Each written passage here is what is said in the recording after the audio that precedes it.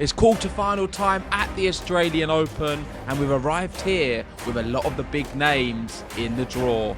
On the men's, Alcaraz, Sinner and Djokovic. On the women's, Sabalenka, Iga and Coco Gauff. But we're here to decide who we think is going to win.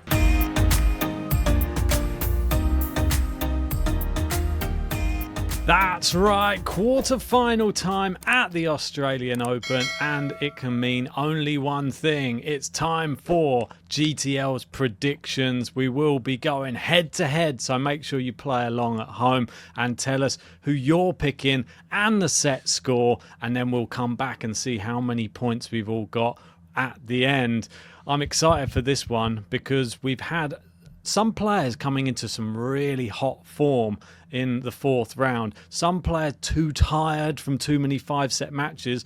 But this is what sorts the men from the boys. It's a Grand Slam. The women from the girls. It's a Grand Slam. And we're only going to find out who are the best players from here on out. I'm very, very excited. And there's some people on the women's who have, well, barely had to break sweat. Isn't that right, Iga? Yes, a draw has been very nice to say the least. You can only beat who's in front of you, but Lees was the newest victim today of the bagel and the breadstick. We had Raducanu in the round before, and she's very fortunate, really, the way it's played out to get all the way to the quarterfinals without being tested at all. But I think it's safe to say the tests are starting. And that's not just for Iga, that's for everyone in the draw. This is where champions are made. This is the nitty-gritty of the slam. And there's so many big matches. Of course, me and Ben gave our Djokovic Alcaraz quarterfinal prediction the other day. Go check it out. We'll also give a little recap on this episode as well, because we're going to be going through all of the quarterfinal matches, but on the men's and the women's. My thoughts on today, of course, apologies, I couldn't make the podcast. I was in the office at work. A lot was going on. But the real big story is Jannik Sinner and him coming through that adversity in his match against Holger Rune. You could see him visibly shaken. You could see he had a medical timeout. I think it was 11 minutes. Some people complaining it was a little bit too long. But still was able to produce enough good tennis and hang in there in that third set when physically he was struggling. He said to his box he was struggling to get to one side of the court. But he did enough. And Jannik Sinner's level these days is so high that despite having a physical setback in a match, he's able to pick himself up and go again. Yeah. Alcaraz, as an overall package, probably the most impressive on the men's. On the women's, you can make a case for a lot of the players. I think Iga, she's not been tested, so it's difficult to really say she's been the best. Because I think a lot of the players left in the draw, if they had her draw, would have been looked really good as well. Sabalenka, I think she's reached probably one of the highest levels in her round before. She was very good. Who did she play again? Against Mirandreva. I really liked her in that performance. Madison Keys, another one who I do like, and she's hitting some really good form. Navarro keeps doing it too. So there's loads to go through. Where do you want to start? What quarterfinal do you want to begin with? Well, we have some starting in around about, say, 2 or 3 hours' time. And I thought that we can start with the men's first match, which is going to be Zverev versus Paul. So if you maneuver your way down to that one, we'll speak about these two, and we can speak about their route, because I don't think we've spoken about them enough, really, these two, moving through the tournament. Zverev has made every single round look pretty easy. He's only dropped one set in the whole tournament. That was to Ugo Humbert in the last round. But all of the sets he did win in that match, a 6-1, a 6-2 and a 6-3. He dropped one set, but he hasn't really had any adversity, I would say, in this tournament. And no one's really talking about him as a potential champion, which is a bit scary because he could creep up, and he's one of those players who can beat a Carlos Alcaraz. Ask what Carlos Alcaraz, who he's lost to at slams before. Sasha Zverev's name comes up right at the top of the pile. Tommy Paul, he's a slam semi-finalist before as well. So this is a real interesting one. But Zverev will be the favourite, that's for sure. Yeah, I agree that Zverev has been sneaking through the draw, and I agree that he can go and beat Alcaraz and anyone on his day. But one thing he can't do is go and win a Grand Slam. So he can do all of these great things like There's you say. no Fritz in it. Fritz is gone. It doesn't matter. He's got to play Tommy Paul, and he doesn't like playing Tommy Paul. They've played twice, and Zverev has lost both of them. And on tour, Ben Shelton has a little name for a player that loses 3 times in a row on the head-to-head, and it means that they should be able to call him Daddy. Is that right? Yes, that's right. So Tommy if you Paul, lose 3 times in a head-to-head, you are therefore his daddy. Yeah. So Zverev does not want to lose one more because Paul will be the dad of Zverev. I mean, I like the fact that he brought this out just at that time. Zverev must have seen that and thought, I cannot lose this one. I can't have Tommy Paul calling me daddy. I'm sure Taylor Fritz... No, the other way around. No, the other way around. He doesn't want to have all the Americans as his dad, I think, because Fritz is probably a similar thing right now for him. He keeps losing to Taylor Fritz for some reason. Tommy Paul as well. Maybe Ben Shelton. He's looking to get in on the act at some point down the line. I mean, the only thing I would say, the caveat in this, is they've only met in tournaments that are not slams. So this is the one thing that Zverev definitely has on Tommy Paul, that he has been deeper in slams, and he is a bigger server than Tommy Paul. There's no doubt about it. Tommy Paul's a great player, but he doesn't have that one-punch knockout power like Zverev if he really needs to save break points, or if he just needs to have a comfortable service game here and there. He has to really work for it, and I admire that about Tommy Paul because it means he's had to improve the rest of his game to get to this part of tournaments. But will it be enough is the question. Let's give our predictions because we've given them for Djokovic, Alcaraz. We can fill in the spreadsheet as well. For this one, I'm going to surprise you. I'm going to have Paul continuing the good head-to-head, and I think Paul is going to beat Zverev in 4 sets. So that's my prediction. And for the other semi-final, just a refresher for those who didn't see it, I think the first set is going to be so important between Djokovic and Alcaraz. I'm predicting Alcaraz to win it in a very tight tie-break, and if that's to be, I'm having Carlos Alcaraz win that match in straight sets against Djokovic. Wow. So you can enter them in now, Ben, if you want. That is my men's ones. Right, so we've got your men's ones. We've got JG going, winner will be Alcaraz, and the score will be 3-0. And you've gone with Tommy Paul to win and 3-1. Trust me, daddy.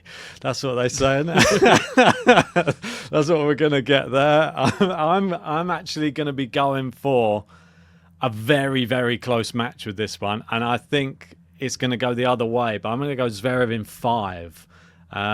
It's going to be a tie-break in the final set as well. I'm going to add a little bit of extra. I'm still umming and ahhing whether I want to change my mind about Alcaraz Djokovic, but I'm still going to stick with it. I've given my prediction. I said Alcaraz in 4. I'm still hoping for Djokovic, though. I'm praying that Djokovic just turns up with extra fuel from Channel 9. They've given him a little bit of a boost coming in.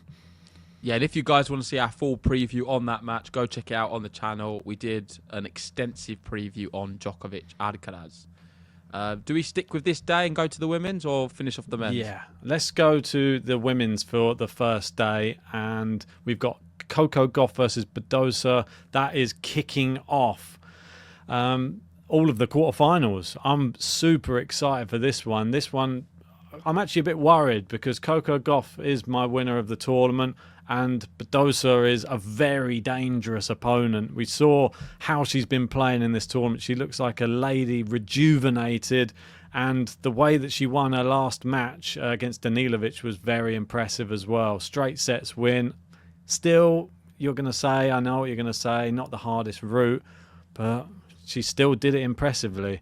And Coco Gauff needs to watch her P's and Q's against Badosa because if she doesn't play well, I think this one could be a very, slippery banana skin for her. Yeah, I think Badosa's performed well in this tournament. But like you say, a draw helped her out quite a bit. Coco Gauff impressed me a lot more. I'd expect her to have too much. I don't know what the head-to-head is. I can see they've played quite a few times. I was just going through some of the matches. It looks like here it is Badosa won the first, then Coco, then Badosa, Coco. So 3-2 Badosa or 4-3. I think it 1-2. I think it's 3-3. Just trying to count. Yeah, them. you're right. 3-3. 3-3.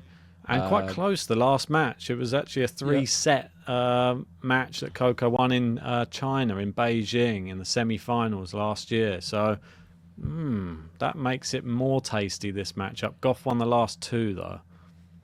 I think Gauff's looking a lot better. And for that reason, I'm going to have Coco Gauff defeating Badosa in straight sets for me. And, of course, they'll be playing the winner of Sabalenka, Pavlyuchenkova. Pavlyuchenkova, the surprise package to make it this far. Is it not the furthest she's made at the Australian Open? I think we went for a graphic the other day. She seems to have done quite well at Roland Garros in the past. But this is one of her better Australian Opens. She's been on the tour for so many years, and it's great to see her still advancing. It's the end of the road, though. And I'll be surprised if you don't have the same as me in straight sets here. Well, your guy, I'm going to join you. I think the world will have straight sets, Saba. Yeah, I'm going with you with... I'm sorry, I've put your one over here. Apologies. Just move that. I'm going for Gauff in 3. I think she loses the first set and then comes through and shows... I think she's been doing that this tournament already.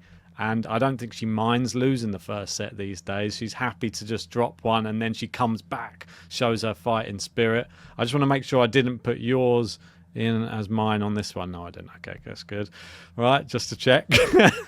Let's move on. You've done a bit of a trick, I've noticed. You've got JG and Ben switched round. Yeah, I don't know why have I done that. Yeah, it's a bit confusing, that. I don't know why I've done that at all. Should I swap them round now? No, or leave do it afterwards. I think it adds to the GTL drama.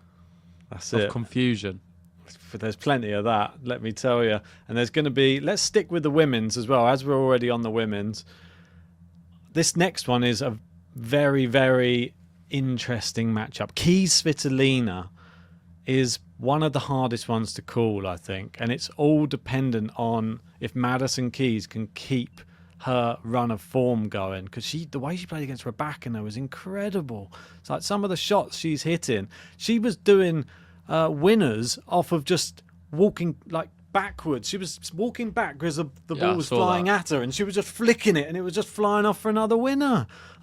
This is the Keys that you love that you keep putting to finals. I'm not surprised. Surprised. The level of Keys when she's on is sublime. I think she's better than a lot of the peripheral players we've spoken about this tournament, aside from the top ones.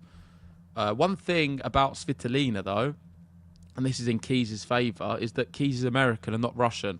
So Svitolina, it doesn't help her out, because if she was playing a Russian here, I would fancy her to win, because her record against Russians is crazy. I don't know if you spoke about it today. Yep, I did. You may have. I know I sent a tweet. But just so good that since the war, she's not lost to a single Russian player. That extra bit of motivation. 7-0. With Madison Keys, it's a different ball game altogether, and I think it is in Madison Keys' court. If she plays her game, Svitolina will struggle. Svitolina, though, has so much fight and heart that I always think she's good value for a set. And I'm really torn between doing a free set Keys or a straight set Keys. Yeah, Keys has to turn up. We've seen matches with Madison Keys, though, where she goes off the boil and then hits about 70 unforced errors. And if it's one of those, Svitolina is there and she wants this. You can see that she is playing with that carefree attitude. She's more aggressive than I've ever seen her on a tennis court before. She's going for winners all over the court. She came back in her last match against Kudermetova. I think she was 4-1 down or something like that, and like a double break, came back, won the set. She really looks like she wants this, and that's the one difference between the two, is like it's going to be brute force against brute willpower, and I don't know which one's going to come out on top. I'll let you give me your prediction first. Yeah, I'm torn. I really am. Are you going Keys or Svitolina? I think I'm going to go Svitolina, you know. I don't know what it is. There's something just that's... I feel like I'm locked in with the Gal Monfils, Svitolina whole thing. And I feel that he's now going to be in her box. She's carrying the flame for the family. Gal's gone home, and so is Elina. I'm going to have Madison Keys winning in straight sets. Svitolina. Yep, that's it. I'm going Svitolina in 3 because it's going to be a battle. Oh, put it in the wrong bit. Svitolina in 3. And you're going Keys in 2 or in 3? In 2. I think if it's going to happen, if either of them are going to win, it's going to be like that, I think. Yeah. That's what I personally think. And here we go, the big one, the last one. Is this drama for the women, or is this going to be straightforward again? I don't think it's going to be straightforward. I'm not sure if we'll see like a bagel-esque performance. That's not going to happen. I'm really not sure that's possible. So on that basis, I'm thinking it's going to be some tight sets, but I'm going to have my champion of the Australian Open, Iga, winning this one in straight sets, maybe a 7-5 and a 6-4 or something, or a 7-5, 6-3. Oh, I'm doing it again. Right. Yeah, I mean, the way that she's playing, she's looking pretty incredible. Navarro, been to 3 sets in every single round. She nearly went out in the first round, but she's battled through Jabeur, through Wang, through Stearns, now Kasatkina. Can she do it again? Can she go to 3 sets again? I'm not so sure. I mean, this will be finally a test, I think, for Iga. But definitely, yeah. But I still think there's just levels. And she's got to be tired. This is the stat I want to give to you as well. Iga's been on court for 4 hours and I think it's like 20 minutes or 5 minutes. Navarro's been on court for 10 hours and something like 40 minutes. It's 6 hours different on court, and that is going to definitely play a factor in this. I think it's going to be one close set, like a 6-3, and then the next one she's going to just, trounce her like a 6-1. Fair enough. So we've got the same there. On back to the men's, we have Jannik Sinner versus Alex de Minaur, 2 players inside the top 10. Alex de Minaur, by the way, against Mickelson. I'm assuming you spoke about that in depth today, or did you just touch on it? I did. I watched the match. I thought it was very, very competent first set. I felt sorry for Mickelson because he looked really dejected, and the fact that he just couldn't get anything going.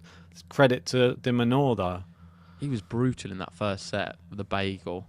Yeah, it was partly, I think, the problem with Mickelson is he was struggling with the fact that just de Minaur gets everything back. He just can't miss. And then he doesn't miss much, does he? That's what. And he couldn't get his first serves in, and it was a recipe for disaster for Mickelson. But he came back in the second set, though. Credit to him, but still lost it on a tiebreak. But de Minaur, a solid player, a losing head-to-head of 9-0 against Jannik Sinner, though, and that is the big factor in this matchup. I mean, he used to lose to Jannik Sinner before he was good, so it doesn't fill me with much confidence that he can beat him now. He's a world number 1 world beater. We'll just give a prediction in a second because I want to speak about Shelton Sonego. This one, a serving masterclass match. Who can serve better? I don't know if you know the stats for Sonego, but he's got some of the best serve in this tournament. He's phenomenal. Serving so many aces. 20 aces today. I brought up some stats for it because I couldn't quite believe it. So he served, let's have a look. Average first serve speed was 195 kilometers an hour. That's the average. Wow. And his first serve points won today was 57 out of 63 against Tien. So it's a 90% first serve points won. If you compare that to Shelton, it's significantly lower. Let me get it up. So not that much different, I guess. First serve points won 81% in Shelton, but aces 7 compared to the 20 of Sonego. That's insane. I mean, You wouldn't have thought that coming into it, that he's being I'm so outserved. shocked by him. I'm so shocked by how well Lorenzo Sonego is playing in this tournament. And I think he's had a coaching change just at the start of the year as well. And apparently they've been working a lot in the off-season just to make him be much more aggressive with his tennis. And he's 30 years old now. I think he knows that this is sort of getting to the point where you have to make a push before your body eventually is going to break down and you're not going to be able to be one of those players who can challenge at slams. He's got Sinner there as well, and he's probably looking at him thinking, I reckon I can do that as well. This is a real inspiration. Italian tennis is doing so well with the youth. No one's speaking about Lorenzo Sonego, so maybe he's a little bit pissed off. He's like, look, I'm here as well. Well, he's proven himself, isn't he? Must be high at the race at the moment. Yeah, I think Zverev, another one though, who's serving great. I just looked at his average serve speed against Umba, 203 kilometers an hour, so even faster than Sonego. Shelton, some of his ones against Monfils. Sonego is lower though. It's 192 his average. I know, but some of the biggest ones were just like Monfils. He just throws them in there. He throws in a few bombs with Shelton. Monfils just put a racket, just goes boom, just disappears into the crowd somewhere. Yeah, I mean Shelton is a crazy fast server, and then the second ball he's really good at as well. Monfils retired though. I mean, not that surprised. He couldn't barely. He was like Draper again. It seemed like it was a mirror image. He'd run his race. He was a Fakina. All of them. Everyone's struggling, it seems, in the second part of this slam. It's the first slam of the year, Ben. What do you expect? He's 38. I think give Monfils a break. The other ones are young. So, I mean, Monfils, well done for getting that far. Shelton went through, though. Let's give a prediction on this one first. Shelton. You go first. I'm going to go. Copy of mine, so I'm going to let you go first. I'm actually going to go with Lorenzo Sonego. But you bear in mind, this is a player he's not going to beat him. He's annoyed both of us. He's knocked out both of our wild cards. Fonseca and Tien have both been out by the hands of Lorenzo Sonego. And I think he wins this one, but it's going to be 5 sets. Gosh. Okay, so Sonego in 5. I'm having Ben Shelton, and I think Ben Shelton will win in 4 sets. Nice. And then Sinner versus de Minaur. I think I know how you're probably going to go with this. You might not. I think the obvious one is, Sinner's going to just win again easily in straight sets. It's not that straightforward. This is the best ever Alex de Minaur. I'm going to put it on record. I think he's playing the best ever in his career. He's always been a great player, but this is the best version of this great player. Take that into consideration. In Australia, motivated, playing very, very well, physically looks great. Sinner not physically, had a few problems and struggles, not going to be as straightforward. So I'm not having Sinner to win in straight sets. I'm having him to win, but in 4. Okay, there you go. Sinner in 4 sets there. And when was the last time they played? I'm trying to think off the top of my head if they played recently. I know when I was speaking to him at the UTS, that was one thing I brought up with him as well. How is he going to get closer to beating the likes of Jannik Sinner? Or even, because I don't think he's even won a set in their last 7 meetings or something, which is crazy. He last won a crazy. set in Sofia in 2020. I mean, that's 5 years ago. That's the crazy thing. He's getting. He needs to get closer. He needs to get more speed on the ball if he's to beat Jannik Sinner. They played at Davis Cup, Ben. 6-3, 6-4. Yeah, I mean, it's going to be tough. If Sinner's fully fit, he does beat him in straight sets. I do think. There's not much way around it. The only time when de Minaur struggled against Mickelson was when Mickelson started hitting big, and that was when he came back into the match. That's the one thing he's still lacking for me. I think I am going to go with Jannik Sinner in straight sets. That's tough. I think he can get a set now. I hope he would. I hope he does, because I want to see him closing the gap. I've got him in my top 5 for the end of the year, so I'm hoping we can see a big performance from Alex de Minaur. Well, there we go. You've heard our thoughts on the quarterfinals. Let us know yours in the comment section below. And if you haven't already, hit that like button, subscribe to Game to Love. We're going to continue with the content. We've been doing stuff daily, and it's no different tomorrow. We're going to bring some reactions to the matches as soon as they've happened, and of course our daily podcast as well.